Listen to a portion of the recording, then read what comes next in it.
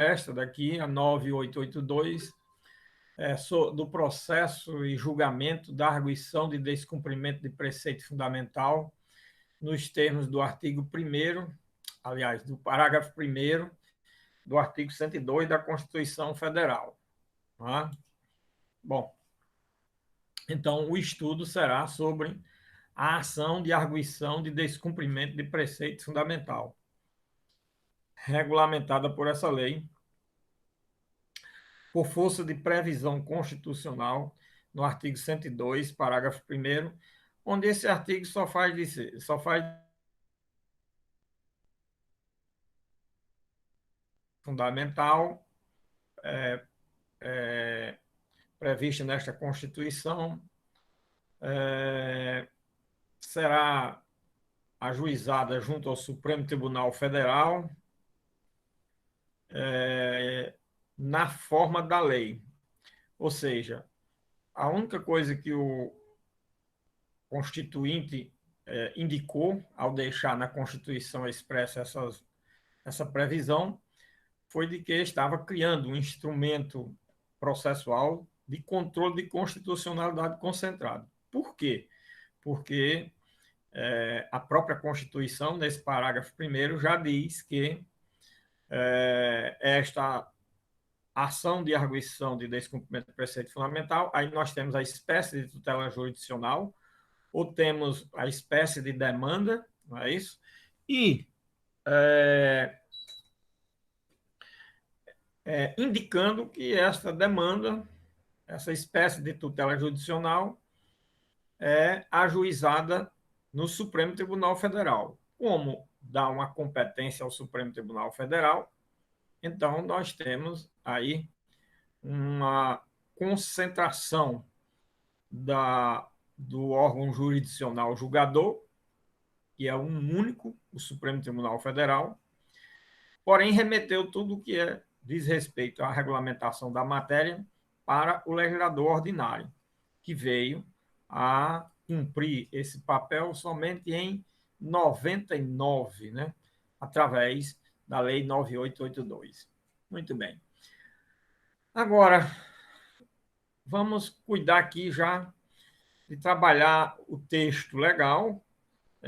Já falei a vocês que eu gosto de utilizar o próprio texto legal como roteiro, porque a gente vai verificando logo as peculiaridades, as minúcias que cada dispositivo indica. Eu faço uma espécie de breves comentários, né, de cada dispositivo, logicamente dando todos os parâmetros aqui do que se está tratando. Não é questão de ler os dispositivos legais, é questão de analisar os dispositivos legais na medida em que essa análise faça com que se compreenda, se entenda o que é que está se falando, o que é que se refere à norma jurídica, e também fazendo uma sistematização do próprio Instituto, logicamente com uma maior dificuldade, porque é uma sistematização que vai se fazendo na medida que vai se fazendo a leitura dos dispositivos legais, e aí algumas coisas estão, o que deveria estar lá no final está no começo, outras que estão no começo estão no fim, outras que deveriam estar no meio estão no fim, outras que deveriam estar no fim estão no meio, e assim por diante. Né? Mas aí, ao final, resta uma compreensão completa do Instituto Jurídico. Bom, diz o artigo 1º desta lei 9882, a arguição prevista no parágrafo 1º do artigo 102 da Constituição Federal será proposta perante o Supremo Tribunal Federal e terá por objeto evitar ou reparar lesão a preceito fundamental resultante de ato do poder público. Bom, aqui o parágrafo 1º, já no caput do artigo, já temos uma série de informações. Primeiro, duas informações que são aquelas que já estão na Constituição. As duas primeiras informações que eu que o legislador passa são aquelas informações que nós já vimos que estão no parágrafo 1º do artigo 102 da Constituição. Quais são essas informações? Primeiro, a espécie de demanda criada. Que demanda é essa que está sendo criada por essa, que foi indicada pela Constituição e ser regulamentada por essa lei? Exatamente é o que está na primeira parte do artigo 1º, não é isso? Sabemos também que essa demanda tem como único órgão julgador o Supremo Tribunal Federal. Por quê? Porque vem logo em seguida, no artigo 1º, na continuidade de seu enunciado, que essa arguição prevista na Constituição será proposta perante o Supremo Tribunal Federal, certo? Então, essas duas informações são importantes. Primeiro, a espécie de demanda. Segundo, o juízo competente, se uma demanda difusa ou se é uma demanda concentrada, né? Como nós estamos falando de controle de constitucionalidade, então seria um controle de constitucionalidade difuso ou concentrado. Então, quando diz será proposta perante o Supremo Tribunal o órgão jurisdicional competente e também indicando que se trata de uma demanda concentrada única e exclusivamente no Supremo Tribunal Federal e como é controle de constitucionalidade, que nós vamos ver daqui a pouco, logicamente, nós temos aí um controle de constitucionalidade concentrado. Essa primeira parte do dispositivo indica esses dois elementos aí de forma muito evidente e são muito importantes para a gente já estar sabendo o que está tratando, trabalhando, versando, para se poder compreender o Instituto.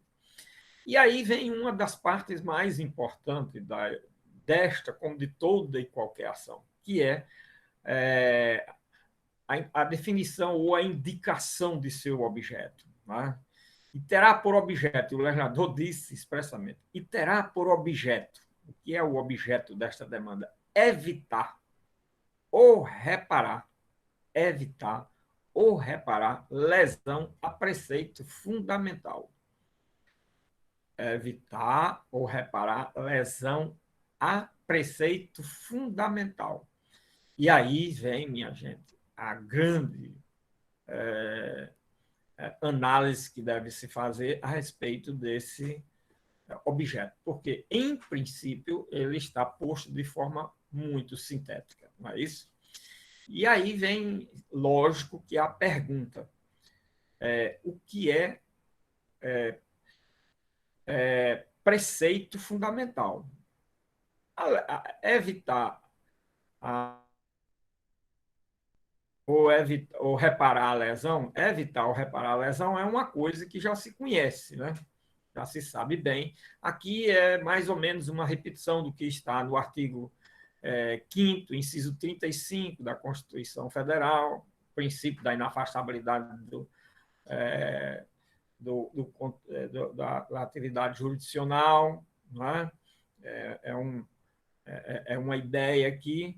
A outra é exatamente uma ação que visa, que objetiva, que tem como finalidade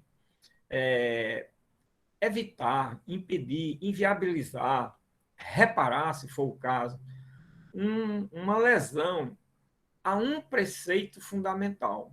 A um preceito fundamental. Aí, minha gente, nós temos que trabalhar o quê? A questão do conceito dos direitos fundamentais para poder se saber onde é que existe um preceito fundamental que venha a violar esses direitos fundamentais.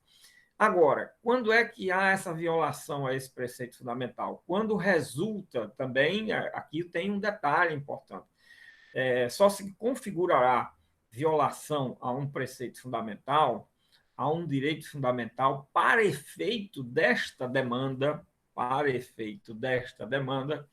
aquilo que resulta de ato do poder público.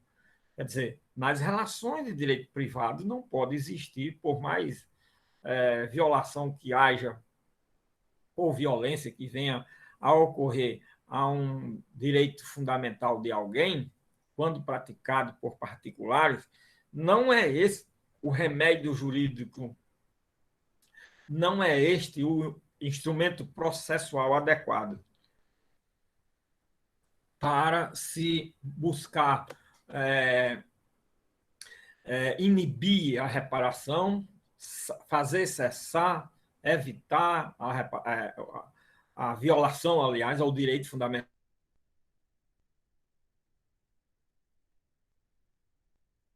ocorrer ou a se configurar quando se trata de ato do poder público. E aqui, quando diz ato do poder público, então nós estamos também trabalhando com um conceito muito largo. Então, nós temos dois conceitos largos aqui: preceito fundamental e ato do poder público. Ato do poder público, qual poder público? Poder público federal, estadual, municipal.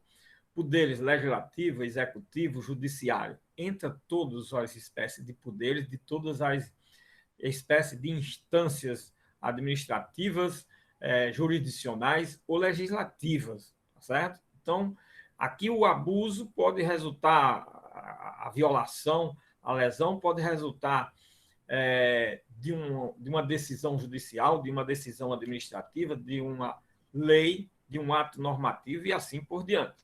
Não é? Então, esses aspectos são relevantes. Agora, na realidade, esse ato do poder público, para efeito desta lei e para efeito desta ação, ele tem que ser um ato que implique em uma decisão que leve a uma produção de efeitos genéricos, que alcance um grande número de pessoas. Por isso que nós vamos ver que o ato do poder público que mais se consubstancia como objeto desta ação é exatamente a lei ou um ato normativo. A lei ou um ato normativo, tá certo? Nós vamos ver, daqui a pouco nós vamos trabalhar mais isso aqui. Vamos trabalhar aqui agora com esses conceitos. Então, estou explicando aqui ato do poder público para a gente ter uma ideia mínima de compreensão dessa última parte do dispositivo. Agora, no que tange ao preceito fundamental, esse é muito rico no sistema jurídico brasileiro.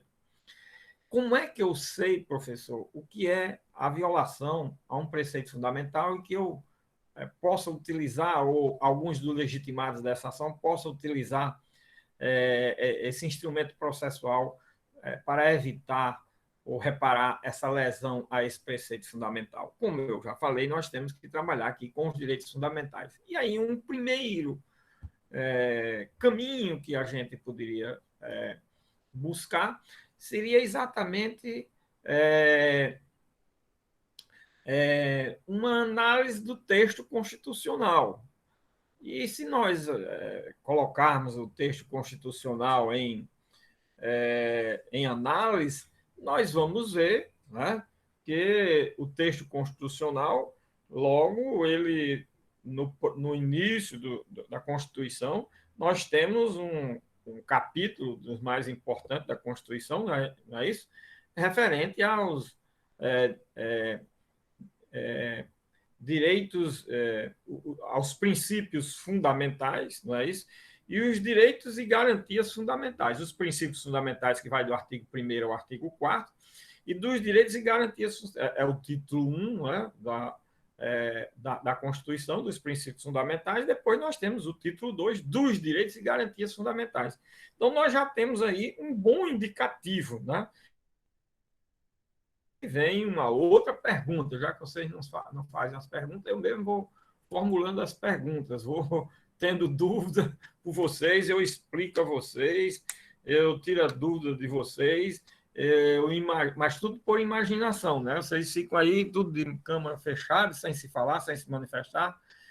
Eu é que penso tudo, falo tudo, faço as perguntas que vocês não fazem, respondo essas perguntas, e fica pelo que eu digo, que vocês também não se manifestam de maneira nenhuma. Então, eu vou formulando. Aí vem uma pergunta, olha, não veio, mas eu crio.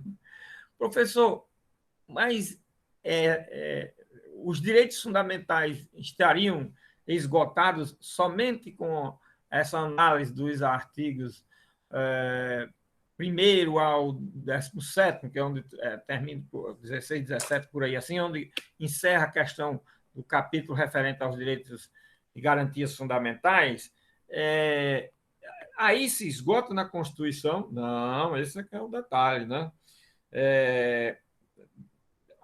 No artigo 11, nós temos ainda, nesse título 2, nós temos o capítulo 1, 2, 3, aí temos o capítulo 4, até os direitos políticos, que vai até aqui o artigo, capítulo 5 dos partidos políticos, né? Até o artigo 17, exatamente até o artigo 17. Até o artigo 17, nós temos aí o que a gente poderia dizer, olha, no título que fala sobre direitos e garantias fundamentais, né? Nós temos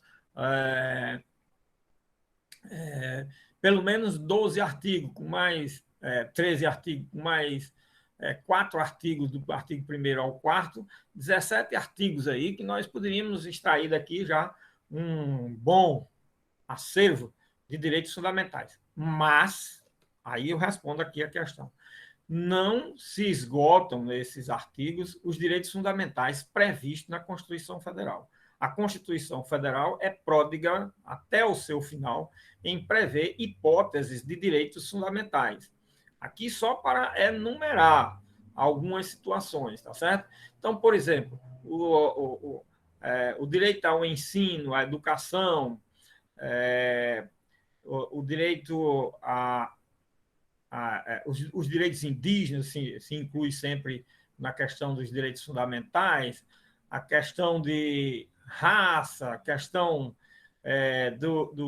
dos direitos dos contribuintes, o meio ambiente, a saúde, são tantos outros capítulos que tem na Constituição Federal que não estão no capítulo referente ou no título referente aos direitos fundamentais, porém se caracterizam, se evidenciam, se identificam como direitos fundamentais. Aí vem uma outra pergunta. Professor, como é que eu vou saber fazer essa classificação?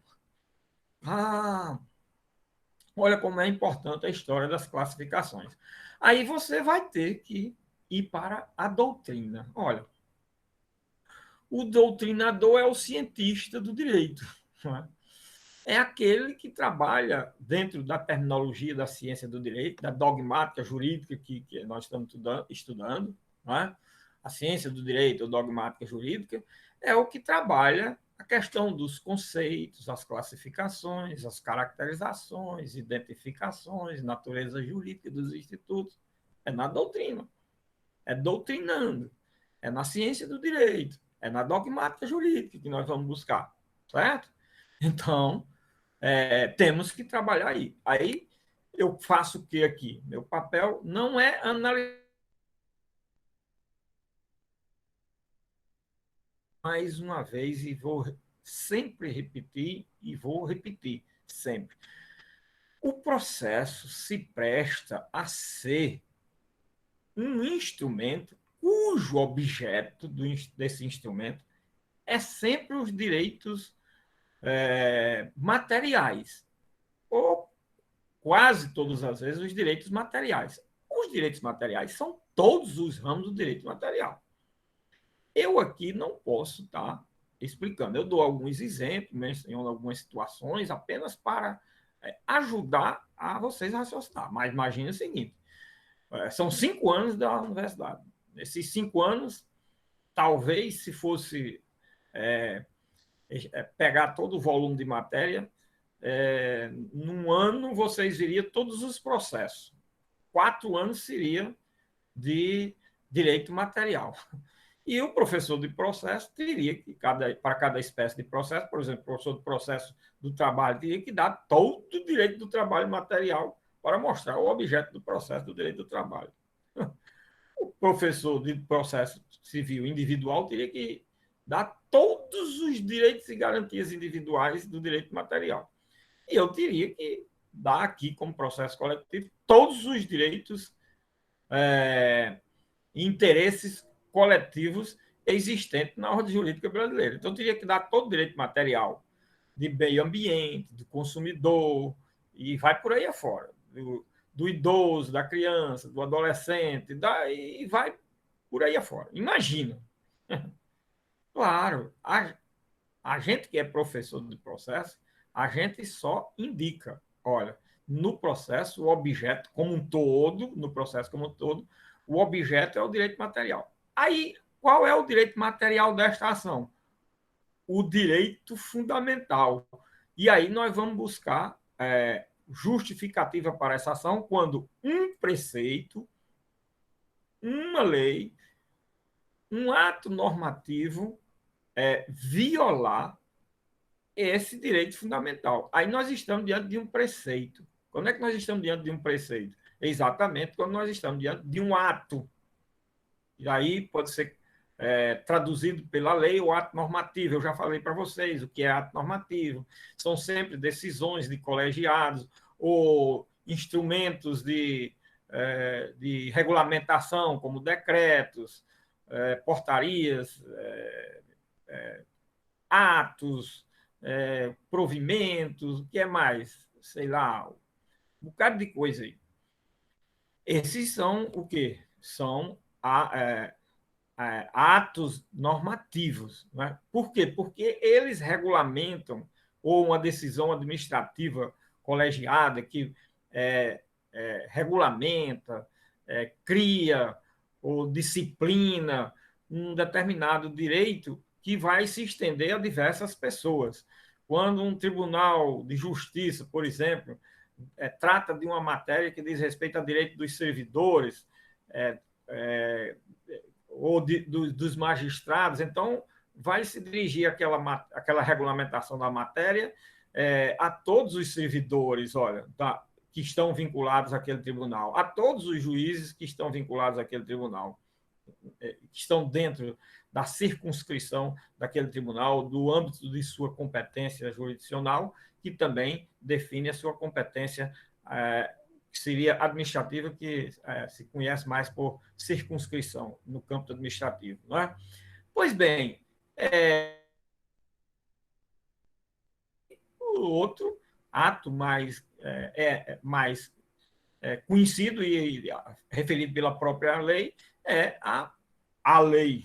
Referido pela própria lei é também a lei. Não é? Então, esses atos têm que ser atos de ordem genérica, que verse sobre situações que regulamenta direitos que pertencem a muitas pessoas, a determinados grupos, categoria, classe ou a toda a coletividade. Nós estamos diante de quê? De direitos coletivos.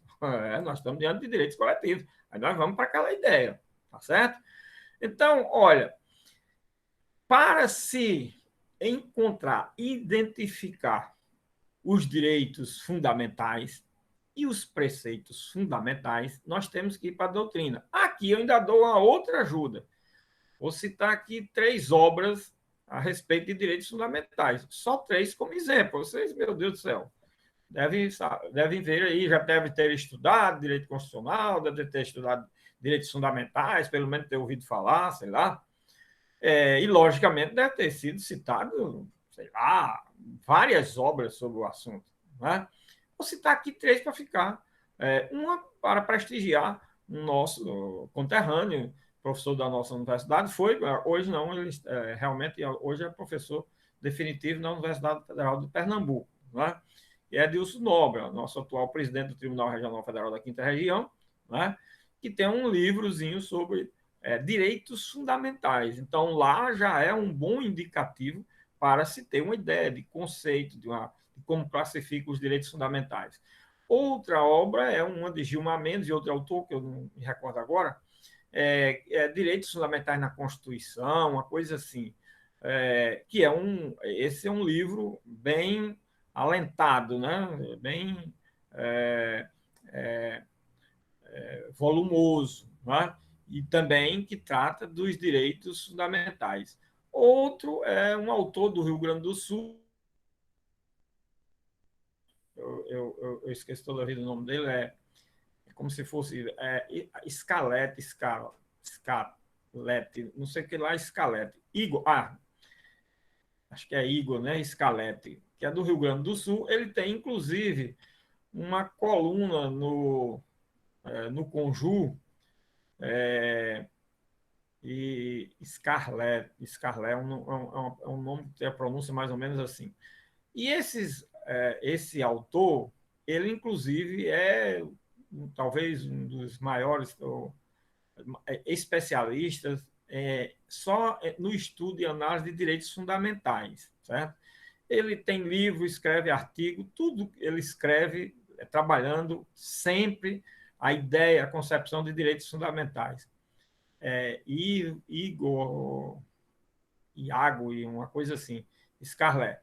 Se vocês encontrarem aí o nome dele, por favor, pode colocar só para a gente ficar com a denominação correta, não é?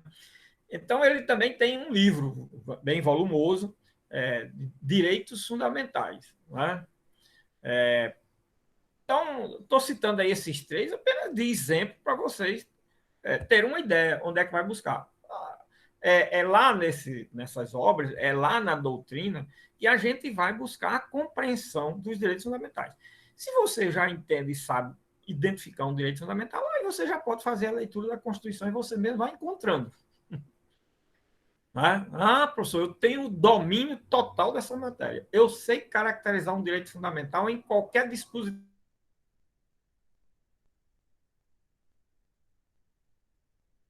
Eu sei disso também, professor. Eu vou para a doutrina, a fim de que ela me dê toda a classe. A Ingo Wolfgang Sarle. Eu acho que a pronúncia é Sarle. Olha aí, Ingo Wolfgang, não é um nome aí alemão, mas ele é do Rio Grande do Sul. É brasileiro. Obrigado pela informação. Esse autor é um grande. Andressa, obrigado, Andressa. Esse autor é um grande estudioso, talvez um dos autores brasileiros que mais se dedica a estudar os direitos fundamentais. E ele, além de ter livros e obras, muitas obras sobre o assunto, ele também escreve uma coluna na Conjur, na revista jurídica Conjur, né, revista virtual, né, sobre também direitos fundamentais. Tudo ele trata diversos assuntos, tudo vinculado à questão dos direitos fundamentais. Muito interessante, estuda muito o sistema alemão, indica muitos institutos alemães em matéria de direitos fundamentais e assim por diante. Julgados da corte alemã, é muito interessante acompanhar o estudo e as análises que ele faz a respeito. Bom, citei esses três aí, minha gente, apenas por desencargo de consciência para dar uma ideia de quem tem uma responsabilidade de, pelo menos, indicar isso daí. O estudo de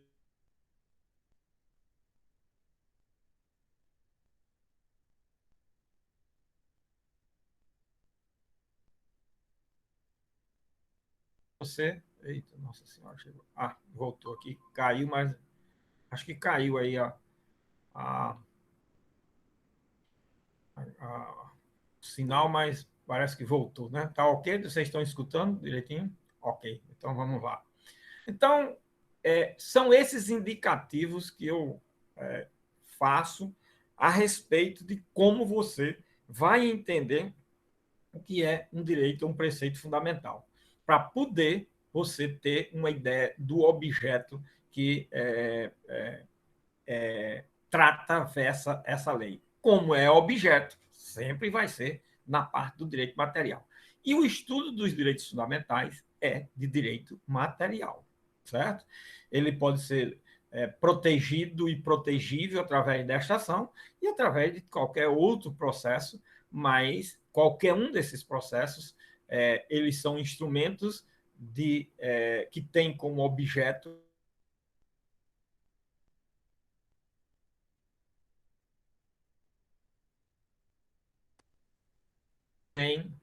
aqui a análise de compreensão, para ter um introito de compreensão do artigo 1º caput, né? E em seguida vem o parágrafo único. O parágrafo único diz: caberá também arguição de descumprimento de preceito fundamental quando for relevante o fundamento da controvérsia constitucional sobre lei ou ato normativo, olha aí, sobre lei ou ato normativo federal, estadual ou municipal, incluídos os anteriores à Constituição. Bom, minha gente, esse parágrafo único seja uma análise interessante, porque ele já indica uma coisa muito interessante em relação à cabeça do artigo. Na realidade, este parágrafo único ele trata de uma ação de arguição de descumprimento de preceito fundamental incidental. Olha aí o detalhe. Parágrafo único do artigo 1º da Lei 9882 trata de uma ação de arguição de descumprimento de preceito fundamental incidental. Só incidental. Enquanto isso, a cabeça do artigo trata de quê, professor? De uma ação de arguição de descumprimento de preceito fundamental autônoma. Olha aí já a gente fazendo a classificação dos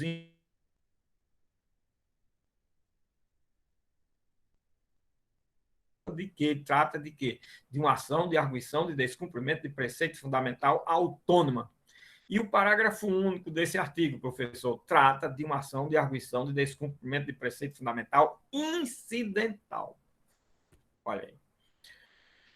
A autônoma, ela pode ser ajuizada na hora em que está sendo violado um preceito fundamental, no momento em que o ato é editado, a norma é editada, a lei é editada e assim por diante. Certo? Isso é como se cuida das hipóteses, por exemplo, de ação direta de inconstitucionalidade. Na hora em que a lei é publicada, já pode-se ingressar com uma ação direta de inconstitucionalidade. A mesma coisa pode ser feita com relação a uma arguição de descumprimento de preceito fundamental autônoma. Agora, por que é que existe a incidental? A incidental existe por essa circunstância aqui. E repare que o legislador diz: caberá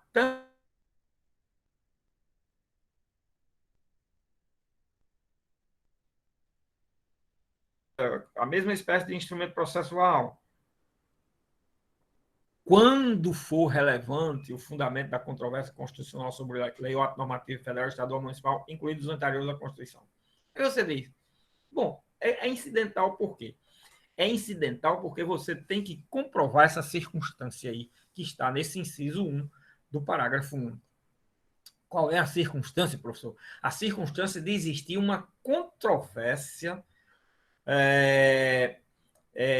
constitucional sobre a lei ou ato normativo editado. Certo? Essa controvérsia onde? Essa controvérsia deve existir nos tribunais, na justiça. Ah, professor, então isso daí é comparável ou está muito parecido com a ação declaratória de constitucionalidade. É verdade.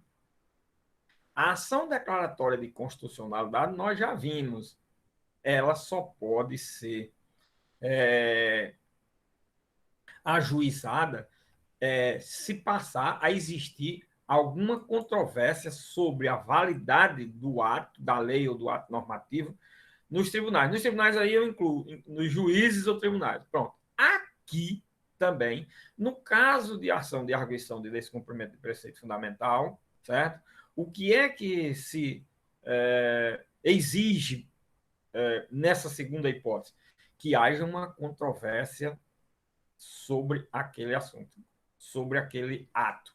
Como é que se dá isso? Da mesma forma que nós vimos isso com relação à ação declaratória de constitucionalidade.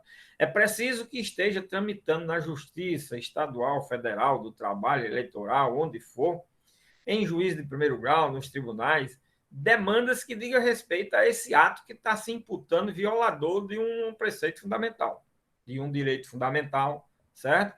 Então, nesse momento, constatado isso, vamos ver como é que o judiciário, através de um desses órgãos que eu mencionei, como é que ele está se pronunciando sobre a matéria.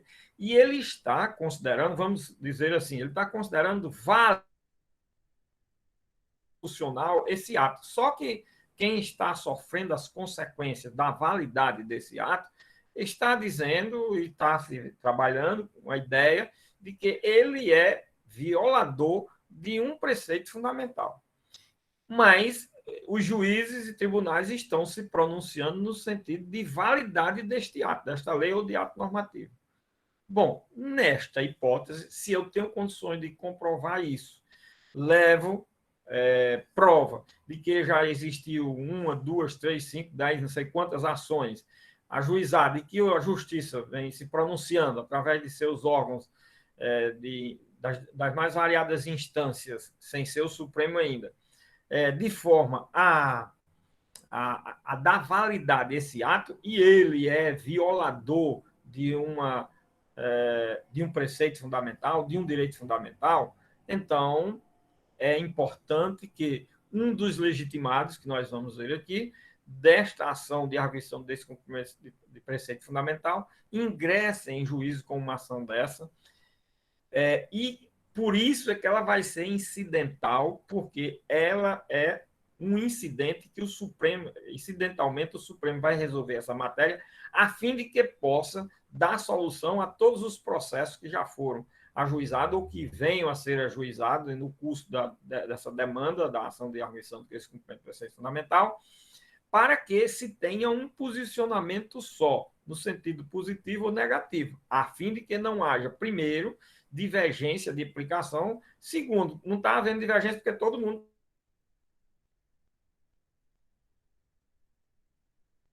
mental. Aí seria realmente um grande absurdo e não poderia subsistir isso. Então, a arguição de descumprimento do preceito fundamental do parágrafo 1 se presta a essa finalidade.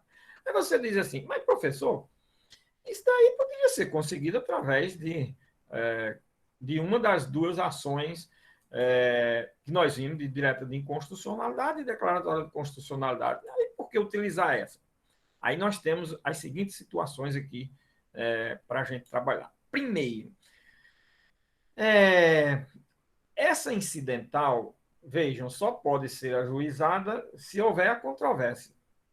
Aí você diz, bom, aí eu ajuizaria uma ação declaratória de constitucionalidade. Mas se eu estou querendo declarar inconstitucionalidade do ato,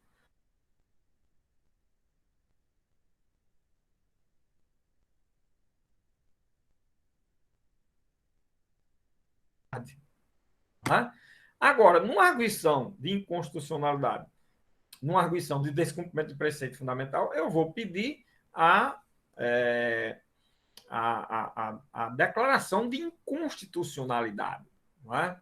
Você diz, bom, então eu entrava com uma ação direta de inconstitucionalidade. Será? Mas aqui diz, olha, de ato normativo, de lei ou ato normativo, federal, estadual ou municipal.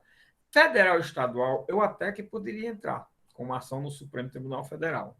Porém, o municipal, a lei ou ato normativo municipal, essa eu não posso. Não existe essa ação. Então, nós já estamos diante de uma situação em que não poderia se ajuizar uma ação direta de inconstitucionalidade quando o ato fosse municipal, certo?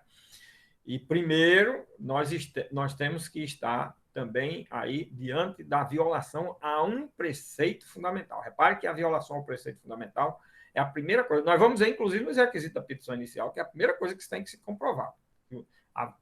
Nós estamos diante de um direito que viola preceitos fundamentais e direitos fundamentais. Esse dado é muito importante e relevante, tá certo? Bom, mais ainda aqui nesse inciso 1. Inclui-se também a essa situação de federal, estadual, municipal, lei ou atos normativos anteriores à Constituição. Olha, lei federal, estadual ou municipal anteriores à Constituição não se pode declarar inconstitucionalidade pela forma do controle direto de constitucionalidade. Se vocês não sabiam disso, se vocês não tinham ouvido falar disso, a partir de hoje, percebam isso. O quê, professor? Que não pode existir controle de constitucionalidade concentrado de lei, ato normativo ou de lei ou ato normativo federal, estadual, municipal, anterior à Constituição. Por quê, professor? Olha as perguntas. Porque as leis ou atos normativos anteriores à Constituição se têm como não recepcionados pela Constituição. Não recepcionados pela Constituição. E aí vem a pergunta que não quer calar. Professor, e como é que se declara a não recepção? Se declara a recepção pelo controle difuso. Aí você tem que chegar ao Supremo Tribunal Federal através de uma ação que você ajuiza por violação a direitos individuais ou coletivos, uma ação coletiva, e incidentalmente se argua a não recepção da lei ou do ato normativo pela Constituição de 88 e chegar até o momento de se interpor um recurso extraordinário, utilizar direitinho o recurso extraordinário com todos os seus requisitos, a fim de que o Supremo possa se manifestar. Para o Supremo declarar a inconstitucionalidade, reconhecer que é inconstitucional, mas não vai declarar inconstitucionalidade, vai dizer que a lei não foi recepcionada, é por esse caminho. Só tem esse caminho.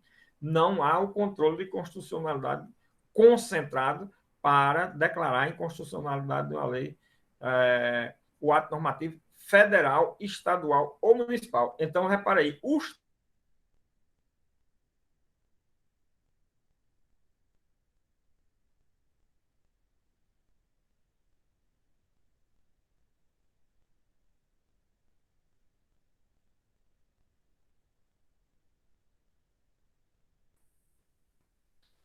Alô, pessoal.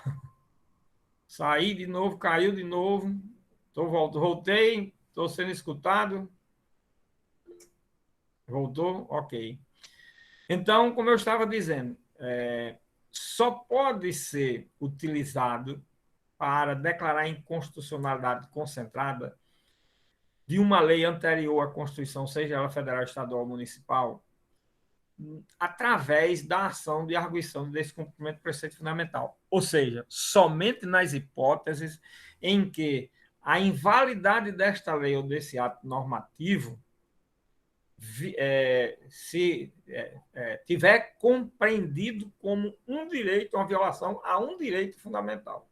Se não tiver compreendido como um direito fundamental, logicamente, não se inclui nessa espécie de demanda. Entender aí, olha como é rico esse inciso 1 e esse parágrafo 1 do artigo 1º da lei. Então, minha gente, nós temos aí o quê? Nós temos a espécie de demanda autônoma na cabeça do artigo, incidental no parágrafo único, os requisitos de cada uma das ações, certo?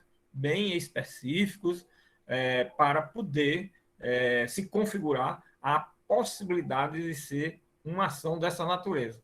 E aí nós temos, olha, a definição bem, ainda vamos completar com a análise do artigo 3º daqui a pouco, mas já indicando aqui, olha, prestem atenção o objeto desta demanda. Artigo 1º, as duas demandas, nós temos um objeto na primeira demanda e temos objetos distintos na segunda demanda, do parágrafo 1. Reparem tudo isso bem direitinho, tá certo?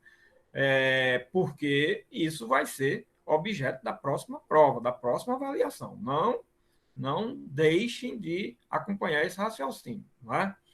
Muito bem. Aqui, no inciso 2 desse parágrafo, ele foi vetado. Esse inciso 2, na realidade, ele dava legitimidade ao cidadão, e aí o presidente da República resolveu vetar, tirou o cidadão na condição de legitimado para essa espécie de demanda. Enquanto o Congresso viu que se tratava de um instrumento de cidadania, aí você vê, o Poder Executivo, através do presidente, viu que se tratava de um instrumento de interesse da coletividade e só deveria ser ajuizada na forma de ação, através do legitimado para essa espécie de ação. Ok? Bom, mas o artigo 2º, aí vem o artigo 2º, aliás, desculpa, minha gente, o inciso 2 que eu comentei é do artigo 2º, do parágrafo único, não, que era outras hipóteses de direito que não foi, que se entendeu não haver necessidade, porque estaria compreendido no inciso 1, do inciso 2 do parágrafo 1. Então, essa análise que eu fiz com relação à questão do legitimado é no inciso 2 do artigo 2º, que é o que nós vamos tratar agora. Podem propor arguição de descumprimento do preceito fundamental. Aí aqui nós estamos trabalhamos o objeto, a parte do objeto, certo? Das duas ações, e agora aqui nós estamos trabalhando a parte da legitimidade dessas ações, de qualquer arguição de descumprimento do preceito fundamental. Quem são os legitimados? Todos aqueles legitimados da ação direta de inconstitucionalidade, tá vendo? Ou seja, todos aqueles legitimados do artigo 103 da Constituição Federal, tá certo? Então, aqui nós estamos diante da situação dos legitimados para a ação de arguição de descumprimento do preceito fundamental, que são aqueles mesmos legitimados do artigo 103 da Constituição Federal, certo? E aí vem o parágrafo, sim, aí o inciso 2, aí é aquele que dava legitimidade ao cidadão e foi vetado, né? Mas o parágrafo 1º é muito interessante, porque, apesar de ter sido vetado o inciso 2, subsistiu o parágrafo 1º que faz referência ao inciso 2. Vamos ver por quê. Tá? Na hipótese, parágrafo 1º do artigo 2º, na hipótese do inciso 2, olha, a hipótese do inciso 2, mas aí, o inciso 2 foi vetado, professor. Qual é a hipótese agora? Vamos ver.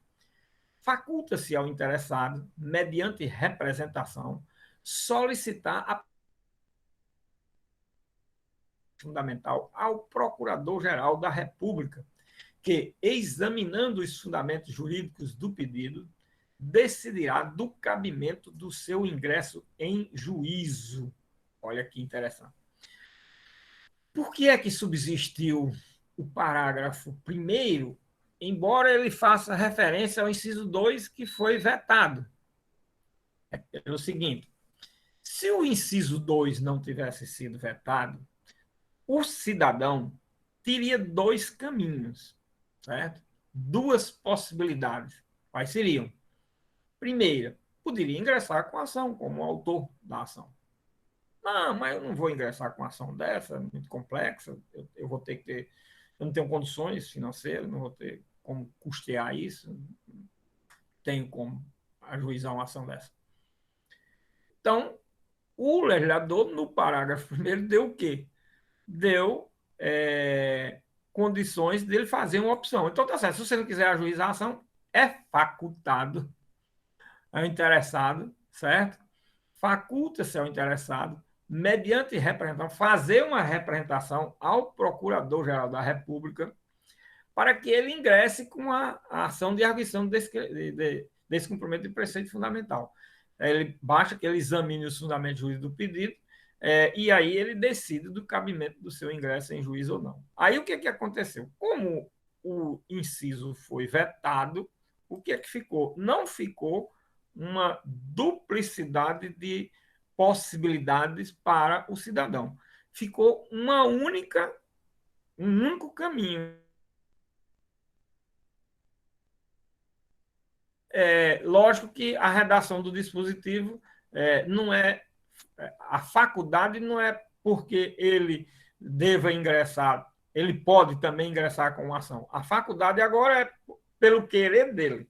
Se você quiser ver essa matéria tratada através de uma arguição de descumprimento do preceito fundamental, você vai ter que entrar com a representação junto ao Procurador-Geral da República. Ele vai avaliar, aferir, analisar os fundamentos jurídicos dessa sua representação para ajuizar uma ação de natureza.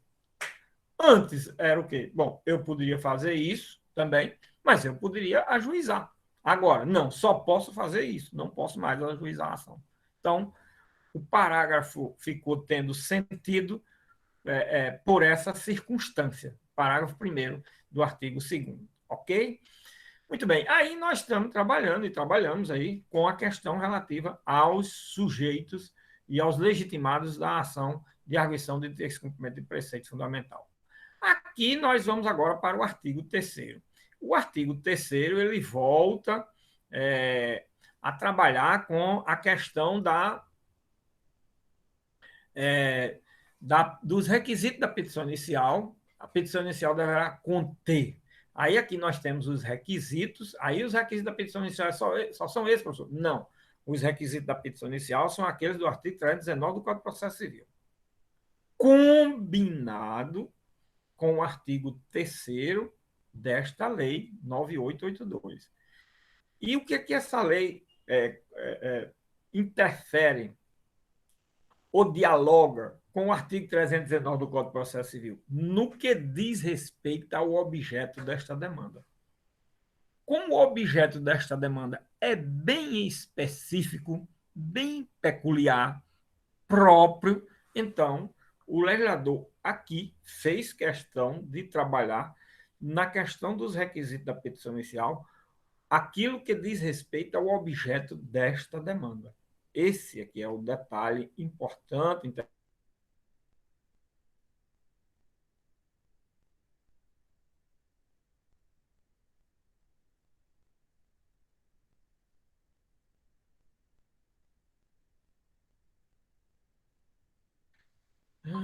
Mais uma vez caiu. Hoje tá bom. Esse negócio de chuva aí, chamada travou, chamada voltou, não?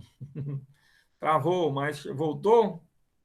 Me indique aí, voltou. É assim, hoje está chovendo. Quando está chovendo é assim, o trânsito não anda, os telefones não funcionam, a internet cai. Tomara que vá caindo e voltando. Tomara que ela não caia aí e não volte mais. Aí é horrível, né? Vamos ver se segura, né?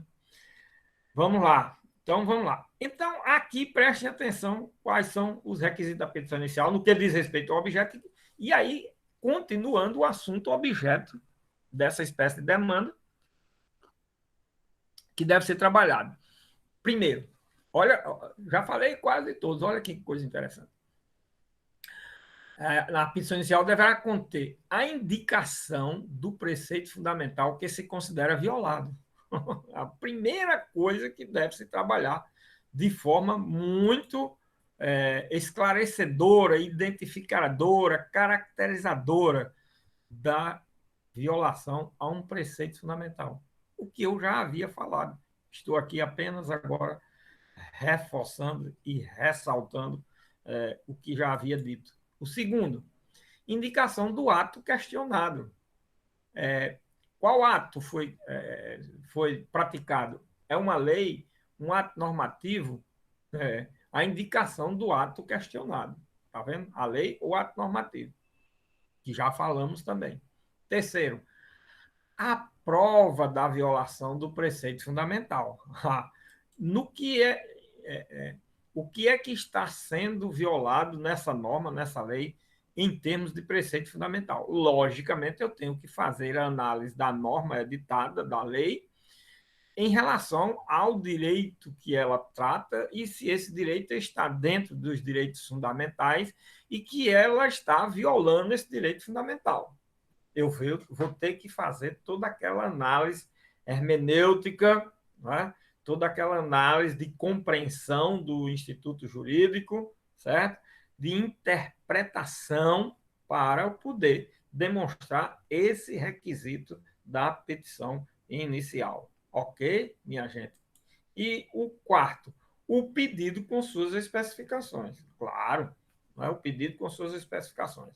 Então, nós temos aí 4 incisos bem indicativo da preocupação que o legislador teve em dizer que você tem que mostrar o preceito fundamental que foi violado, a indicação do ato questionado, que prevê essa violação do preceito, a prova da violação desse preceito fundamental, em que circunstâncias ele está sendo violado, prove isso.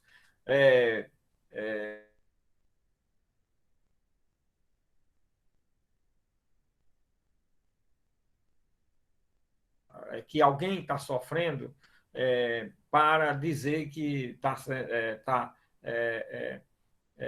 o direito fundamental está sendo violado. Isso é que tem que ser demonstrado. E o pedido com suas especificações, que é aquela história. De que ato eu estou tratando, de qual dispositivo, disso, aquilo outro, que eu possa fazer o pedido de forma bem específica do que eu quero. Esse é até o inciso 1 ao 4. Vem o inciso 5º e diz: se for o caso, vamos ler o dispositivo, depois a gente explica. A comprovação da existência de controvérsia judicial relevante, olha, a comprovação da existência de controvérsia judicial relevante sobre a aplicação do preceito fundamental que se considera violado. Aí aqui, minha gente, é um requisito específico para a ação de arguição de descumprimento de preceito fundamental incidental, que é o quê? Eu ter que demonstrar nesta ação que está havendo uma controvérsia fundamentada sobre, e no âmbito judicial, sobre a aplicação do preceito fundamental. Eu tenho a garantia fundamental, mas tem um ato normativo, uma lei federal, estadual, municipal, é até anterior à Constituição, que viola, mas está sendo aplicado. E muitas pessoas ou alguém está sofrendo as consequências, os efeitos. Aí eu tenho que mostrar todos aqueles requisitos do inciso 1 a 3, tá certo?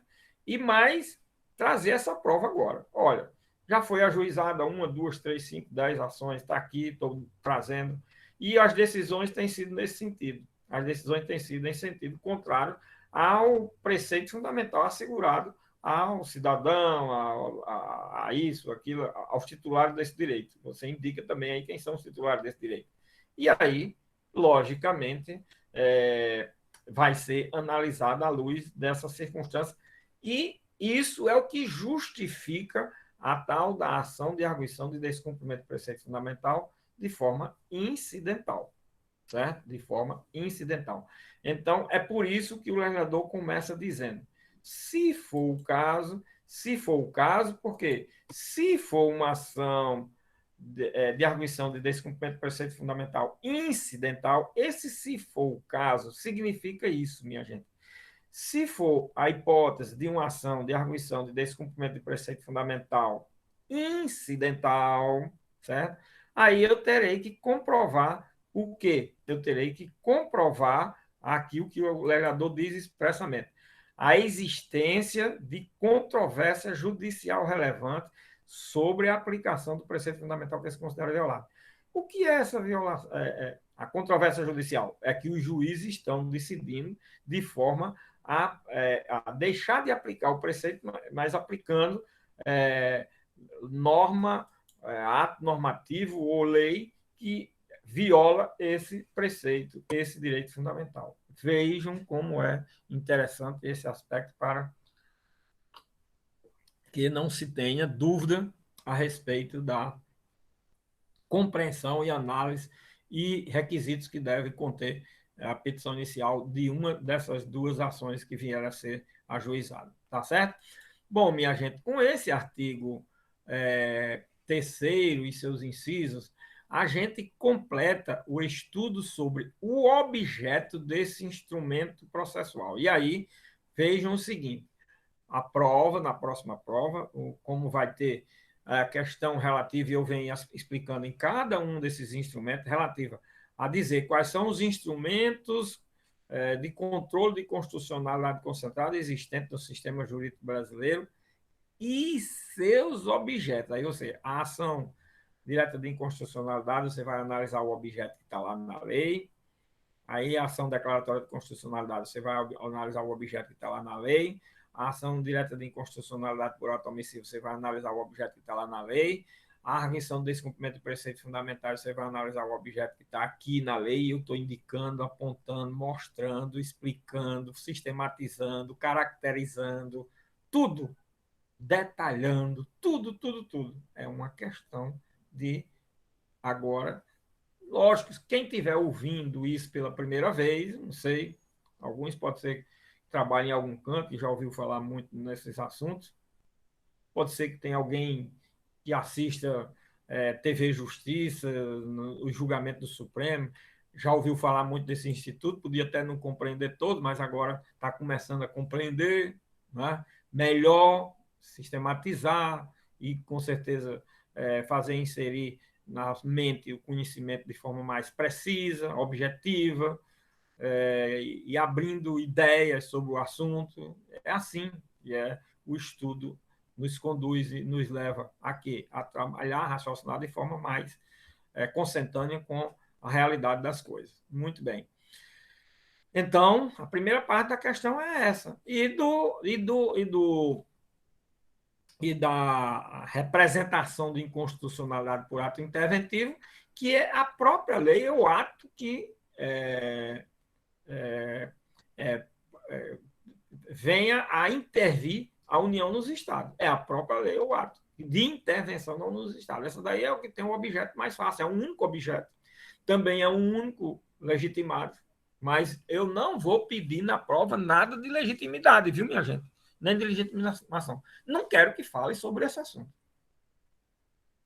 Do mesmo jeito que agora, nesta prova, eu não quero que vocês tenham tratado de outro assunto a não ser os 6 pontos que eu coloquei na questão. São 6 pontos que tem a questão da prova dessa segunda que vocês estão entregando ainda hoje. Espero, né? Todo mundo.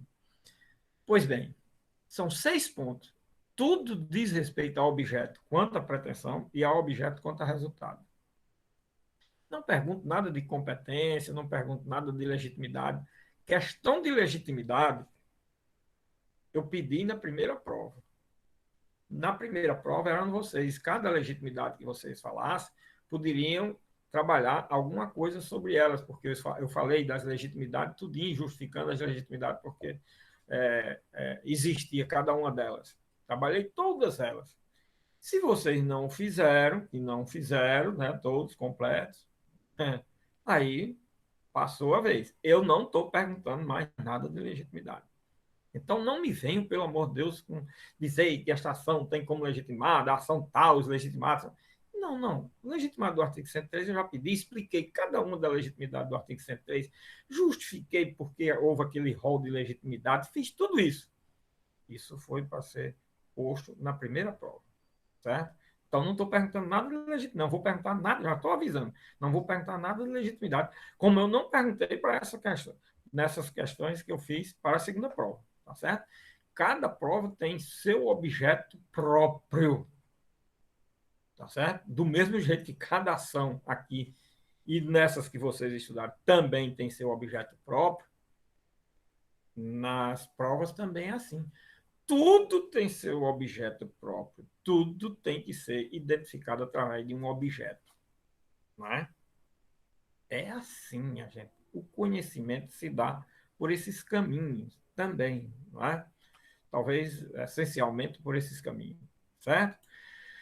Muito bem. Agora, nesse parágrafo 1 do artigo 3º ainda, só vem o quê? Aquilo que está repetido, porque agora nós vamos trabalhar com o procedimento e muita coisa está repetida, certo?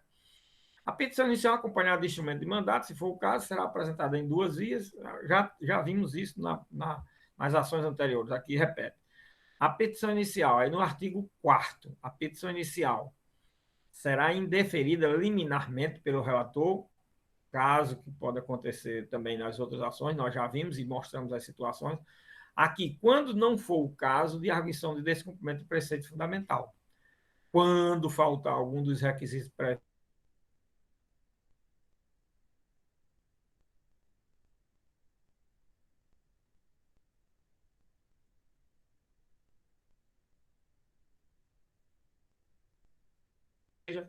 dezenas de hipóteses de indeferimento da petição inicial. Uma é quando não for o caso de arguição de descumprimento do preceito fundamental. Olha, você pode ajuizar toda e qualquer outra ação, inclusive uma outra ação de controle constitucional concentrado. Só aqui só não é de arguição do preceito fundamental. Até porque você não demonstrou cabalmente a questão do preceito fundamental, nem a violações do preceito fundamental. Então, é caso de quê? De indeferimento liminar. Certo? Segundo, os requisitos previstos nesta lei. Se a petição inicial não tiver aqueles requisitos do artigo 3º, desculpa, um espirro quase que não sai. Se faltar algum dos requisitos prescritos nesta lei, que são aqueles, principalmente aqueles requisitos do artigo 3º, nós não estamos diante de um vício da petição inicial. E quando ela for inepta, aí nós vamos para os casos de inepta da petição inicial que estão no Código de Processo Civil. Mesma coisa aqui trabalha, certo? Com algumas peculiaridades, porque são aplicáveis a essa espécie de ação. Agora, o parágrafo primeiro ainda diz: não será admitida a arguição do descumprimento do preceito fundamental quando houver qualquer outro meio eficaz de sanar a lesividade. Bom, aqui, minha gente, nós temos as seguintes situações. Primeiro, se você puder utilizar uma das outras ações de controle de constitucionalidade concentrado e corrigir a questão da violação ao preceito fundamental através de uma outra ação, tudo bem. Então você faz através dessa outra ação e não através da arguição do descumprimento do preceito fundamental. Se a violação é um direito individual e não passa daquele direito individual, não é coisa que leva, você corrige através de uma ação individual também, que pode chegar até o Supremo através do controle difuso, como nós já falamos. Não é? Mas você diz assim, mas professor, é, as hipóteses aqui, quase todas podem ser resolvidas por outra ação de controle de constitucionalidade concentrado.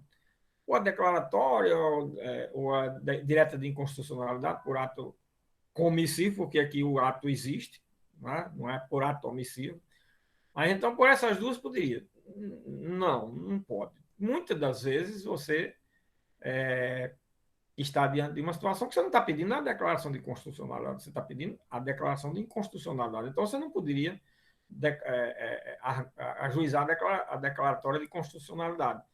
Então, a incidental aqui é imprescindível para isso. Depois, é uma lei anterior à Constituição Federal, Estadual ou Municipal.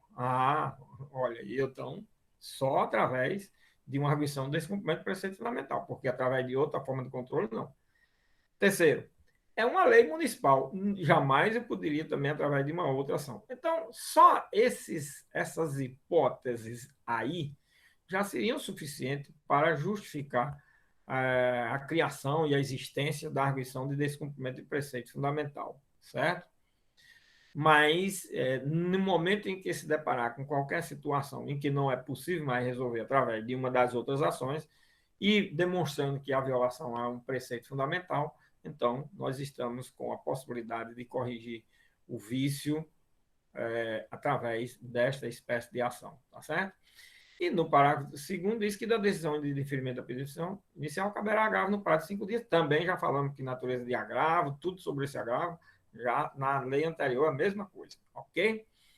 Bom, aí vimos aí, analisamos o artigo 1º e o artigo 4º. Aí em seguida aqui vem o artigo 5º. Esta lei, repare como é interessante essa questão de técnica legislativa. Esta lei não teve o cuidado da técnica legislativa do outro relator da Lei 9868. Aqui, logicamente, foi outro relator, com outra equipe de técnicas legislativas. Por quê? Veja, a outra lei é mais ou menos organizadazinha, né? Ela tem capítulo 1, capítulo 2, 3, 4, tem 4 capítulos, e aí tem sessões, aí nesses capítulos diz o tema que está tratando, dos procedimentos, da admissibilidade da ação tal, aí depois da medida cautelar, aí depois da decisão nas ações tais e quais, tudo assim organizado. Essa daqui não dividiu os assuntos. Aí vem, joga aqui, o artigo 5º. Veja o que ele cuida. O Supremo Tribunal Federal, por decisão da maioria absoluta de seus membros, poderá deferir pedido de medida liminar na arguição de descumprimento do preceito fundamental. O que está tratando aqui o legislador? Está tratando aqui da medida que o legislador da outra lei chamou de medida cautelar. O legislador dessa lei, primeiro, chamou de medida liminar. Segundo, o legislador dessa lei não definiu o artigo 5º como sendo de uma medida que nós hoje vamos chamar do quê? De provisória. Não é mais nem liminar, nem cautelar. Também já explicamos isso lá na análise que fizemos da medida cautelar da lei anterior. Aqui mudou o nome para medida liminar, mas mudando o nome para medida liminar, eu já faço outra mudança, que seria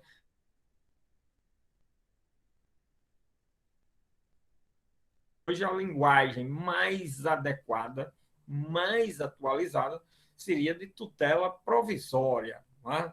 Provisória porque ainda vem a tutela sempre de urgência ou de evidência, né?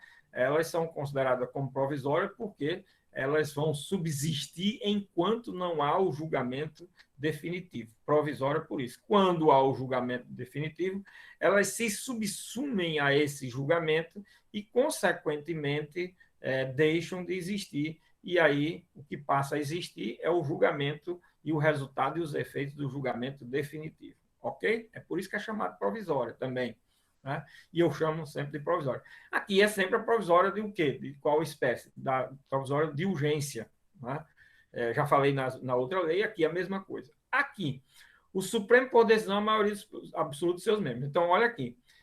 Nós temos uma medida liminar nesta espécie de ação, cuja decisão é também por maioria absoluta de seus membros, da forma como é na outra lei. Agora, no parágrafo 1º diz o seguinte: em caso de extrema urgência, ou perigo de lesão grave, ou ainda em período de recesso, poderá o relator conceder a liminar ad referendo do Tribunal Pleno. Bom, este parágrafo cuida de um assunto que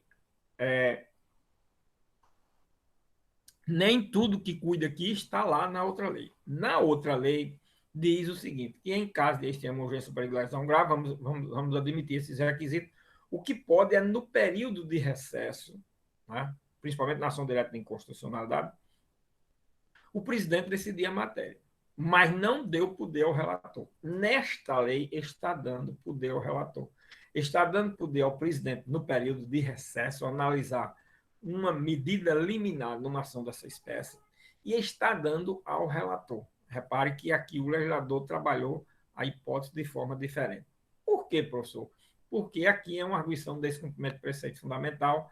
Se tiver caracterizado essa questão da extrema urgência, o perigo de lesão grave, é importante se analisar esse aspecto para que ou o relator ou o presidente no período de recesso possam deferir essa liminar, se for o caso. Agora, o legislador exigiu uma coisa, defere-se. No entanto, tem que levar ao Tribunal Pleno para que ele possa referendar. É por isso que se fala muito, aí até a imprensa, todo mundo hoje é jurista, todo mundo hoje é juiz, todo mundo hoje é um especialista em direito, os 230 milhões de habitantes, hoje todos são especialistas em direito, são ministros, são juízes, são desembargadores, são intérpretes, são aplicadores das normas, são tudo, porque todo mundo tem uma opinião e, aliás, não é ter uma opinião. Se fosse ter opinião, até que era salutar. Não. Aquela é a opinião. Só. Cada um tem sua opinião e é esta que deve prevalecer, e não a dos outros. Só que tem um probleminha. Quando o judiciário fala, é ele quem diz, não sou eu, nem ninguém. Esse é um probleminha, certo? É ele quem vai dizer. E só quem pode dizer de forma definitiva é o próprio judiciário. Tem esse aspectozinho aí que tem que se ver, tá certo? O que se tem que trabalhar é fazer com que veja que há erro de interpretação, há erro de análise de prova, há erro disso, daquilo, aquilo outro. O restante vai ser o judiciário quem diz, não é? Não é a minha opinião. Aliás, nem vale sequer a opinião do julgador. Nem o julgador tem o direito de dar opinião. O julgador não julga de acordo com o que ele acha, não de acordo com o sentido de justiça que ele tem sobre o caso. Nem o próprio julgador pode fazer isso. Nem o próprio julgador. Imagina a responsabilidade do julgamento, né? Mas isso daí é coisa para outro tema, na matéria de teoria geral do direito. Bom, o relator poderá ouvir os órgãos, autoridades responsáveis pelo ato questionado, bem como o advogado-geral da União, procurador da República, no prazo comum de 5 dias. Aqui no parágrafo, o legislador diz que pode ser ouvido no prazo de 5 dias essas pessoas indicadas, vamos chamar assim, certo? Para se manifestar sobre a liminar, certo? Para se manifestar sobre a liminar. É aquela história de que ela deve ser concedida, ela pode ser concedida, aliás, mas tem que haver um contraditório a respeito dela, tem que haver a bilateralidade da audiência. A audiência da parte contrária, nós falamos isso na aula referente à análise da medida cautelar nas outras ações, tá certo? Agora, Para que essa liminar, professor, numa ação dessa? Esse é que é o grande questionamento. E vem o parágrafo terceiro e responde à questão. A liminar poderá consistir na determinação de que juízes e tribunais suspendam o andamento de processo, ou os efeitos de decisões judiciais, ou de qualquer outra medida que apresente relação com a matéria matéria-objeto da arguição do descumprimento do preceito fundamental, salvo se decorrente da coisa julgada. Bom, aqui essa liminar ela é dirigida muito à questão das hipóteses de ações de arguição do descumprimento do preceito fundamental incidental. Reparem que aqui o legislador trabalha é, é, com a mesma situação que a gente viu para a ação declaratória de constitucionalidade.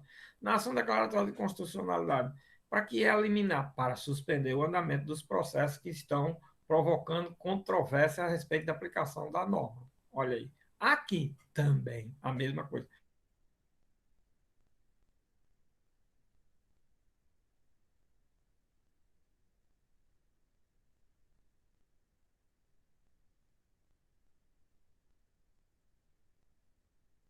Da lei, né? Lógico, quando se tratar de arguição de descumprimento do preceito fundamental autônoma, certo? O legislador tratou da situação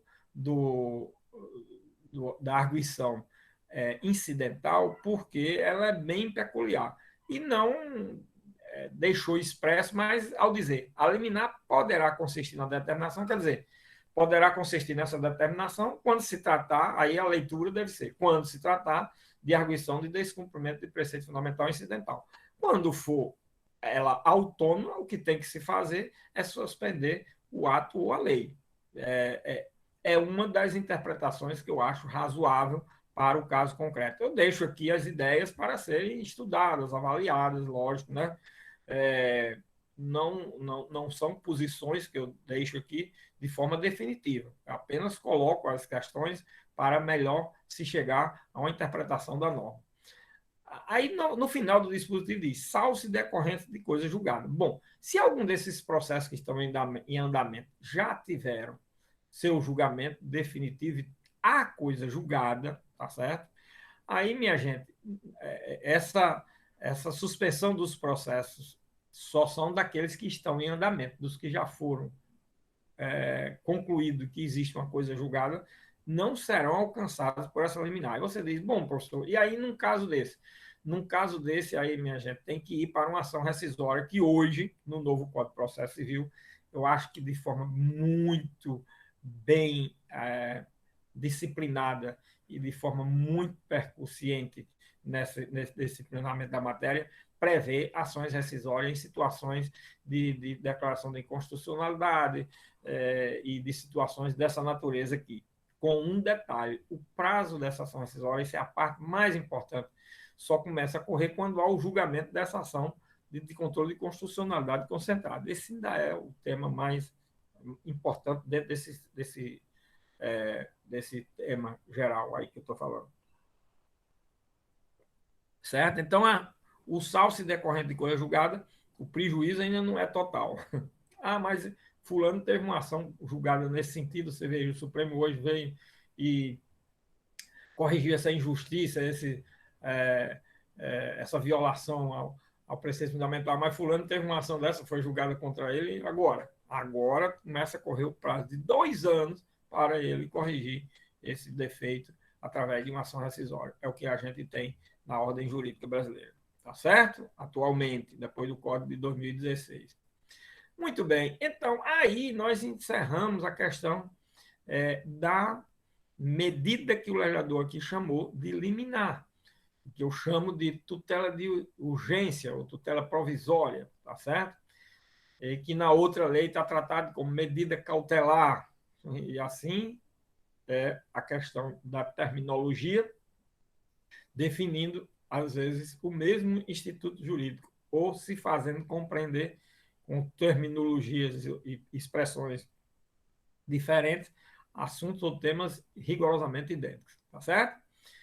Muito bem, aí vem o quê? O artigo 6º. Apreciado o pedido liminar, o relator soltará informações, aí nós já sabemos o que é. O prazo é de 10 dias das informações desta ação. Repare que no outro é de 30. Esta ação, como se trata de, preceito, de violação ao preceito fundamental, é muito importante que haja celeridade dela, e por isso o legislador trata de forma bem, como se fosse a ação direta de inconstitucionalidade de rito sumário. Esta ação tem um rito sumário em relação à ação direta de inconstitucionalidade de rito comum, por exemplo, que o prazo para as informações é de 30 dias, aqui é de 10 dias. E para ouvir procurador e Ministério Público, etc., é de 5 dias, está vendo? Também é diferente, o prazo lá é de 15, está no parágrafo do artigo 7º. Bom, os parágrafos 1º e 2º do artigo 6º, eles cuidam daquele o parágrafo 2º da questão da possibilidade de sustentação oral e o parágrafo 1º da questão da complementação de informações, da possibilidade de audiência pública, da possibilidade de perícia, de ouvida de experts, de especialistas e assim por diante, tá certo? A possibilidade de instrução nessa ação também, está no artigo 6º. O 7º, decorrido o prazo das informações, o relator lançará relatório e aí pedirá dia para julgamento com cópia a todos os ministros. Também já expliquei por que essa cópia a todos os ministros, né? E o parágrafo 1 desse artigo 7º, o Ministério Público terá vista do processo por 5 dias, eu já falei também que a questão do prazo para a ouvida nesse processo é bem diferente, não é? Não é de 15 dias como no outro, e sim de 5 dias. E a decisão sobre a arguição do descumprimento do preceito fundamental somente será tomada se presente na sessão pelo menos 2/3 dos ministros. Esse é o artigo 8º, a cabeça do artigo 8º. Ora, esse artigo 8º está cuidando de quê? Do chamado quórum de coisa do artigo 22 da lei anterior que a gente analisou, certo? Aqui é o artigo 8º que cuida do quórum de assentado julgamento. Também não vou explicar, que está explicado lá, ok? Artigo 10. Julgada a ação, far-se-á comunicação às autoridades ou ao responsável pela prática dos atos questionados, fixando-se as condições e o modo de interpretação e aplicação do preceito fundamental. Quer dizer, com o julgamento, só com o julgamento, já se comunica às autoridades responsáveis pela prática do ato e ainda diz como é que deve ser, dependendo de como tenha sido o julgamento, deve ser a aplicação agora, depois do julgamento do Supremo. Porque o Supremo pode ter esclarecido, pode ter declarado a inconstitucionalidade parcial, conforme, dependendo de como ele tenha declarado a inconstitucionalidade precisa. Como neste caso a comunicação já se dá logo antes de ter acórdão sido elaborado ou ter havido publicação do acordo, é o que está exatamente aqui nos parágrafos 1º e 2º. Vejamos, o presidente do tribunal determinará o imediato cumprimento da decisão, tá vendo? Aquela comunicação é o cumprimento imediato da decisão, lavrando-se o acordo posteriormente, ou seja, essa comunicação às autoridades se dá antes da lavratura do acordo. Por isso é que é preciso que existam essas explicações de condições e modo de interpretação e aplicação do preceito fundamental. Por quê? Porque a pessoa não vai receber a comunicação, mas não sabe o teor do acordo, que ele não foi sequer ainda elaborado, né? Não foi lavrado. Aí, como é que eu sei que vou aplicar? Aí, nessa comunicação que o presidente faz aos órgãos responsáveis pela prática dos atos questionados,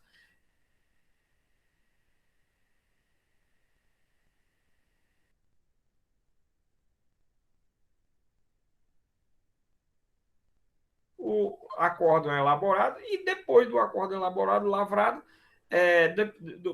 dentro do prazo de 10 dias, será publicada em sessão especial do Diário da Justiça do Diário Oficial da União a parte dispositiva da sentença, do julgado, tá certo? Olha aí, parágrafo 2º do artigo 10. E no parágrafo 3º do artigo 10, nós temos o quê? Nós temos aquilo que nós chamamos e vimos na, na, na lei não, na lei anterior, não é? Dos efeitos da decisão no que diz respeito ao destinatário, ou eficácia da decisão no que diz respeito aos destinatários. E a questão da vinculação. Isso está, mas parece que na segunda parte do parágrafo 1 do artigo 28 da outra lei. Aqui está no parágrafo 3º do artigo 10. Tá?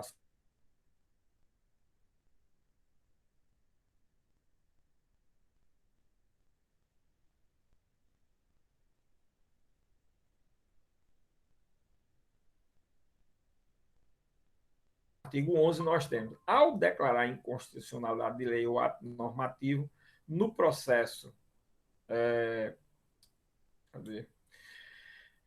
No processo de arguição de descumprimento de preceito fundamental e tendo em vista razões de segurança jurídica ou de excepcional interesse social, poderá o Supremo Tribunal Federal, por maioria de 2/3 de seus membros, restringir os efeitos daquela declaração ou decidir que ela só tenha eficácia a partir de seu trânsito em julgado ou de outro momento que venha a ser fixado. Bom, minha gente, esse artigo 11 é a reprodução ipsiliteris, ou seja, integral, total, sem tirar e nem pôr nada, a mais ou a menos, do artigo 27 da lei anterior, que a gente analisou exaustivamente. E nós estamos cuidando aqui de quê? Dos chamados efeitos, modulação dos efeitos da decisão no controle de constitucionalidade concentrado. Vimos com relação às 3 ações anteriores na Lei 9868 e agora nós temos exatamente na Lei 9882 que cuida da arguição de descumprimento de preceito fundamental, tá certo? Então, aqui nós temos tudo aquilo que foi falado e, logicamente, eu não vou explicar, não é? Que tudo aquilo que foi falado a respeito de modulação dos efeitos do artigo 27 da Lei 9868. Apenas explicando aqui. Modulação dos efeitos no que diz respeito ao objeto e ao tempo, e esse tempo pode ser pretérito, presente e futuro, certo? Pretérito, presente e futuro. Aí, e o que eu expliquei lá também, apenas completando, mostrando o que foi analisado lá, tá certo? Então, tudo que eu disse a respeito do artigo 27 vale aqui no artigo 11, tá certo? Muito bem. E no artigo 12, nós temos o quê? A decisão que julgar procedente ou improcedente o pedido em arguição de descumprimento de preceito fundamental é irrecorrível, não podendo ser objeto de ação rescisória. Matéria também vista na outra lei. Apenas aqui tem um detalhezinho. O legislador aqui foi mais preguiçoso, né? Aí ele não ressalvou a hipótese de embargo de declaração. Aí vem a grande pergunta, o questionamento da doutrina, escreve-se livros e mais livros, gasta-se rios de tinta para dizer. Na arguição de descumprimento de preceitos fundamentais não cabem embargos de declaração. Eu não digo isso. Certo? Se alguém diz, me parece que está dizendo algo que não está no sistema. Os embargos de declaração no Código de Processo Civil diz que cabem de qualquer decisão. Inclusive, lá nos primeiros artigos, 3º, 4º, 5º ali do 6º do Código de Processo Civil, manda, não, 13, 14, 15, manda aplicar o Código de Processo Civil, inclusive nos processos administrativos e em outros processos. Ora, quando o Código fala isso, minha gente, inclusive, uma situação dessa, que é a questão dos embargos de declaração, vale nessas decisões desses outros processos também. Veja, é claro que é possível os embargos de declaração. E nós temos aqui 2 fundamentos para justificar. O próprio processo civil já seria suficiente. 2, na lei anterior, que trata da mesma espécie de natureza de ação de controle de constitucionalidade concentrado, tem a previsão também. Então, o sistema é fechado, completo, no sentido de possibilitar o uso dos embargos de declaração. E não pode deixar de se poder utilizar só porque o legislador aqui foi silente. O legislador não disse e não diz que não cabe. Ele apenas foi silente. Quando ele é silente, ele entrega sempre ao sistema e diz: o intérprete não é possível, que precisa dizer. O legislador, às vezes, faz de propósito. Eu não vou dizer isso, porque isso é uma coisa que faz parte do sistema. Hoje tem que se ler a ordem jurídica, o Código de Processo Civil para ver. Eu não vou dizer. O legislador, às vezes, não bota de propósito. Ele diz que não precisa estar dizendo coisas óbvias para o intérprete e aplicador, o cientista daquela área aqui do direito. E outras matérias também, ele fala isso. Então, é muito importante, minha gente, saber dessas situações, ok? Bom, aí vem o artigo 13, que diz o seguinte: caberá reclamação contra descumprimento da decisão proferida pelo Supremo Tribunal Federal na forma do seu regimento interno. Aqui vem um assunto novo que não tem na outra lei, mas é muito importante, que é o uso da reclamação. A reclamação é um instrumento chamado reclamação constitucional. Inclusive, quem escreveu um livro, que é um clássico da literatura brasileira, foi Marcelo Navarro, sobre reclamação constitucional. Não existia, até ele escrever aquele livro, obra, trabalho, nada sobre reclamação constitucional. E esse livro é excelente ainda, né? Mas ele, logicamente, hoje tem muitas obras já sobre o assunto. Na época, ele era pioneiro e ficou um bom tempo como única obra sobre o assunto. E depois houve uma alteração profunda nessa matéria no sistema jurídico brasileiro, porque a reclamação deixou de ser somente de previsão constitucional para os tribunais superiores, para passar a ser legal pelo Código de Processo Civil e em todos os tribunais poder se utilizar. E para que se presta a reclamação, professor? Vou resumir aqui tudo dizendo o seguinte: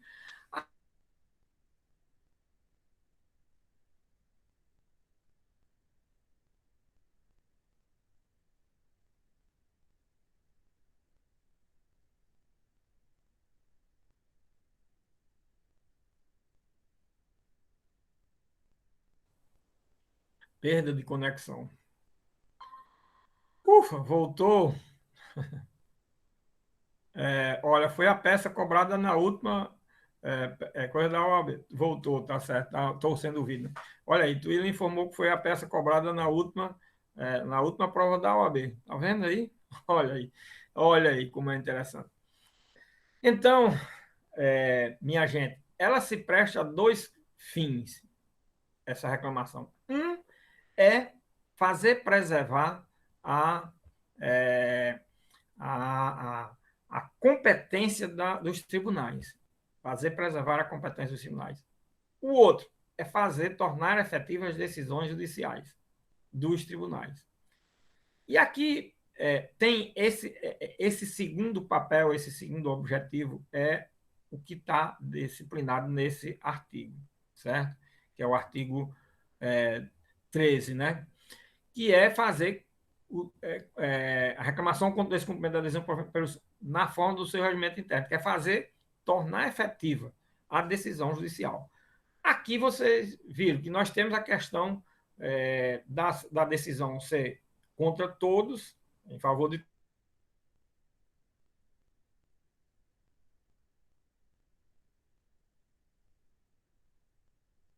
alguns órgãos não esteja cumprindo a decisão. Aí, o que se faz para dar cumprimento a essa decisão? Para tornar efetivo o cumprimento da decisão? Ingressa-se junto ao Supremo com uma reclamação que se chama constitucional, tá certo? Essa reclamação tem esse papel com o fim aqui do artigo 13. Quando ela é para questão de competência, só explicar aqui para mostrar a diferença das duas, é o seguinte: quando um determinado processo é da competência de um tribunal, já na sua origem, então, ao invés de se entrar com a exceção de incompetência, que era um instituto que existia antes, com conflito de competência, ou se alegar como matéria preliminar, não, entra no tribunal que é competente com uma reclamação, a fim de que o tribunal reconheça que o outro órgão está usurpando da sua competência e determine a ida, subida ou remessa dos autos para aquela corte que está tendo a sua competência usurpada. É exatamente o objetivo dessa outra reclamação quando se trata de questão de preservação da competência, tá certo? Bom, mas esta reclamação aqui, como eu já falei, ela cuida em tornar efetiva a decisão. Então, é quando um órgão da administração pública ou do Poder Judiciário está descumprindo a decisão, quando continua a existir algum processo que está se pronunciando em sentido contrário, certo? Isso faz com que se ingresse com uma reclamação a fim de que o Supremo comunique e determine, não é só comunicar, determinar que aquele órgão ou poder judiciário se abstenha de praticar o ato em violação à decisão do Supremo e faça cumprir a decisão do Supremo, sob pena de aí, se não cumprir, minha gente, aí vai responder pelos meios adequados de responsabilidade nesse campo, tá certo? Bom, minha gente, então aí vocês vejam, a gente conclui a questão dos instrumentos de controle de constitucionalidade concentrado, certo? Temos ainda um instrumento que tem uma aparência com principalmente a ação direta de inconstitucionalidade por omissão, que é o mandado de injunção. Vamos estudar na próxima aula. Hoje é sexta, né? Segunda-feira de manhã logo. Vamos estudar o mandado de injunção. E aí, com o mandado de injunção, a gente fecha todo o raciocínio sobre essa matéria. Não é? Mas os instrumentos de controle concentrado, eles já foram estudados.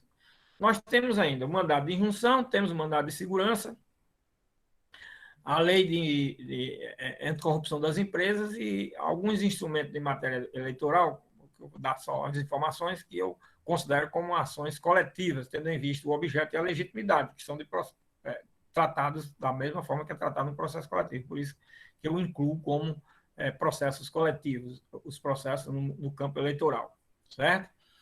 Mas isso lá no eleitoral e a doutrina são poucos autores que tratam da matéria sob essa perspectiva. Mas é importante saber, para quando vocês ouvirem falar, e se cair uma pergunta, uma questão em concurso da vida, olha aí, saber disso, tá certo? Bom, e aí nossa aula de segunda-feira será primeiro sobre o mandado de injunção. Para quê? Para poder fechar o raciocínio do controle de constitucionalidade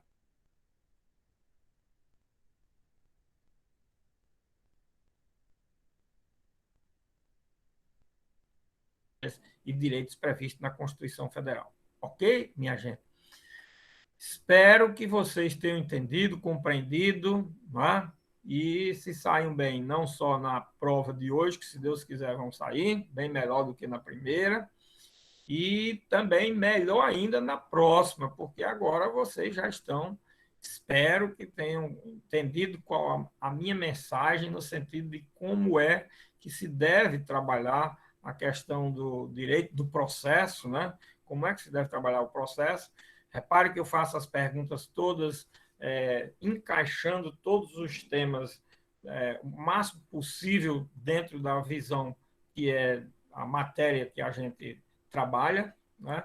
Para que você saia daqui com uma ideia, está dominando o assunto, mais ou menos eu sei. E com as técnicas, os meios e as formas de estudar o assunto, né? E saber como estudar. Você veja, eu trabalho com o texto da lei, não para ler texto de lei, é para fazer a leitura interpretativa, de compreensão, e não de simples leitura para dizer que existe isso. Isso não existe. Não é? Isso não existe. Espero aqui que vocês tenham compreendido. E, logicamente, alguma dúvida que tiver, pode fazer pergunta tanto hoje como na próxima semana, ou daqui até a gente terminar, se Deus quiser. Certo? Então, eu quero o quê? Desejar boa prova de hoje, bom final de semana, bons estudos. Olha, a próxima prova já sabe qual é a questão, já terminei de dar, dizendo o quê? Olha a prova, vocês vejam o seguinte, é brincadeira não fazer uma prova boa. Já estou dando hoje aqui, depois a gente vai marcar só a data de entrega. E não tem nem data de entrega hoje ainda. A prova fale sobre a evolução do controle de constitucionalidade concentrado no Brasil, dos instrumentos processuais constitucionais e seus objetos. Falei demais isso aqui, seus objetos quanto à pretensão. E a modulação dos efeitos, que é o objeto quanto ao resultado, a modulação dos efeitos das decisões judiciais no controle de constitucionalidade concentrado, e as espécies de declaração de inconstitucionalidade. Certo? É isso, minha gente, pelo amor de Deus, não tire uma 10 numa prova das que não quiser, porque tudo, eu além de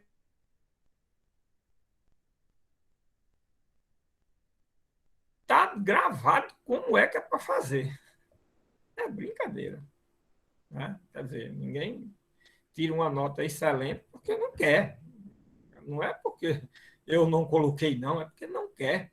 Aí, quando eu pego as provas que vejo, minha Nossa Senhora, e acabe com os esquemões. Não sou professor de esquema, nem quero que aluno seja de esquema. Esquema não diz nada com relação a quem sabe fazer esquema, não. É bom para fazer e começar a responder uma questão. Só isso, não passa disso. Mas não indica ser um conhecedor de direito. Inclusive os autores que fazem os esquemões de 2, 3 quilos de livro, ou 4 ou 5, sei lá. Aquilo dali e um vazio é a mesma coisa. Um risco na água é a mesma coisa. É bom como esquema, realmente é bom como esquema. Não, professor, é bom, eu pego um livro daquele, vou olhar uma matéria e sei como é a estrutura daquele assunto. Pronto, não passa disso. Sei como é a estrutura do assunto. Não sei sobre o assunto. A questão é essa, tá certo? Muito bem. Então, bom final de semana a todos, um bom dia. E até segunda, logo cedo, a gente começa aqui com o mandado de injunção, ok? Tchauzão para todos, felicidades e